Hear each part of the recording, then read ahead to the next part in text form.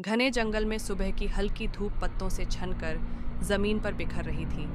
हवा में मिट्टी और हरियाली की खुशबू थी। एक ऊंची चट्टान के पास शेरवीर आराम से बैठा था, लेकिन उसकी आंखें आधी बंद होने के बावजूद आसपास की हर हलचल पर नजर रखे थीं। थोड़ी ही दूरी पर शेरनी माया अपने दो बच्चों चिंटू और मीरा के साथ थी। दोनों 10 बच्चे आपस में खेल रहे थे, कभी एक दूसरे के पीछे दौड़ते, कभी घास में लौटते।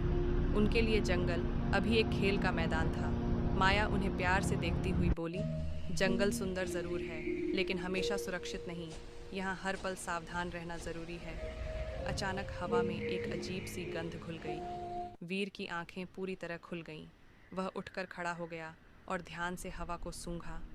यह इंसान की गंध है, उसने धीमी लेकिन गंभीर आवाज में कहा। माया समझ गई कि खतरा पास है। उसने तुरंत चिंटू और मीरा को अपने पास बुलाया। तुम दोनों झाड़ियों में छिप जाओ, बिल्कुल आवाज मत करना, चाहे कुछ भी हो जाए। दोनों बच्चे डरते हुए घनी झाड़ियों में छिप गए। उसी समय जंगल के दूसरे सिरे से एक शिकारी धीरे धीरे आगे बढ़ रहा था। उसके हाथ में बंदूक थी और कदम बेहद सावधान। वह इस जंगल में रहने वाले ताकतवर शेर की तलाश में आया था। उसके चेहरे पर लालच और आत्मविश्वास दोनों थे।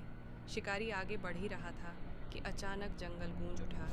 वीर की जोरदार दहाड़ से पक्षी मर गए, हिरण इधर उधर भागने लगे। शिकारी चौंक गया, लेकिन फिर भी उसने बंदूक उठाकर निशाना साधा। उसका दिल तेज धड़क रहा था। उसी पल माया दूसरी दिशा से सामने आ गई। अब शिकारी के सामने दो ताकतवर शेर थे, एक सामने एक बगल से। उसका आत्मविश्वास टूट गया। घबराहट में उसका पैर फिसला और बंदूक जमीन पर गिर पड़ी। वीर धीरे धीरे एक कदम आगे बढ़ा।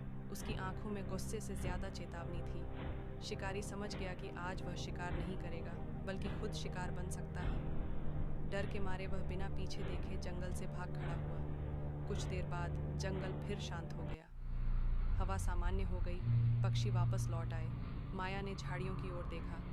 अब बाहर आ सकते हो, उसने प्यार से कहा। चिंटू और मीरा बाहर आई और दौड़कर अपने माता पिता के पास आ गए। पापा, मम्मा, आपने हमें बचा लिया, मीरा ने खुशी और राहत से कहा। वीर ने बच्चों को स्नेह से देखा। जंगल में सिर्फ ताकत ही नहीं, समझदारी और एकता भी जरूरी होती है। माया ने दोनों बच्चों को अपने पास बिठा लिया। उस दिन चिंटू और मीरा ने पहली बार सच में समझा कि परिवार साथ हो तो कोई भी खतरा बड़ा नहीं होता। जंगल फिर से अपनी पुरानी लय में सांस लेने लगा, शांत, सुरक्षित और जीवंत।